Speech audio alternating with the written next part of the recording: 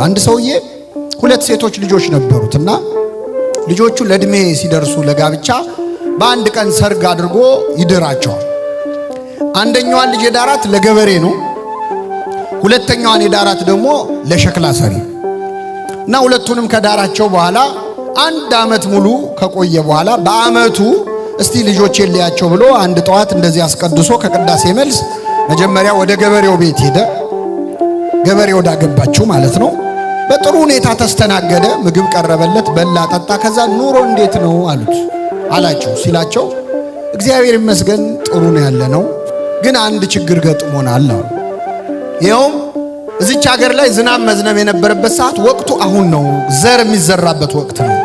ግን እስካሁን ዝናብ አልዘነበም እና በዚህ ከቀጠለ ካልዘነበ እንቸገራለን እና እንደው አደራህን አባታችን ለጸሎት ስትቆም እግዚአብሔር ዝናብ እንዲያዘንብልን ምን በልልን ጸልይልናል። ችግር የለም ስራዬ ጸሎት ነው ምንም አይደል ብሎ ተሰናብቶ ከሰዓት ደግሞ ሁለተኛዋ ልጅ ለመጠየቅ ሄደ። ሁለተኛዋ ልጅ ያገባችው ምንድነው ብያቸዋል። ልክ እንደዚህ እንደናንተ በሩ ላይ ሜዳው ላይ ተሰጥቷል ሸክላው ምን እንዲሆን አቤት አለፈና ገባ፣ ምግብ ቀረበለት፣ በላ ጠጣ። እንዴት ነው ኑሮ አላቸው። እግዚአብሔር ይመስገን አሉት። ይሄው አንድ ወር ሙሉ ዝናብ ምን አላለም አልዘነበም። በዚህ ከቀጠለና ዝናቡ ከቆመ ያሰጣነው ሸክላ ምን ይላል? ስለዚህ አባታችን ለጸሎት በቆምክ ጊዜ እግዚአብሔር ምን እንዲያደርግ ጸልይል።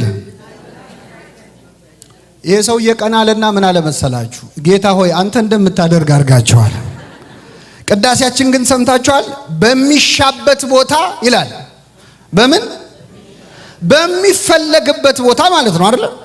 በሚሻበት ቦታ ዝናሙን ያዘንብ ዘንድ ስለ ዝናብ እንማልዳለን። የወንዙን ውሃ ሙላልን ብለን እስከ ልካቸው እስከወሰነ ጎርፍ ከመጣ በኋላ ከመጸለይ አይሻልም?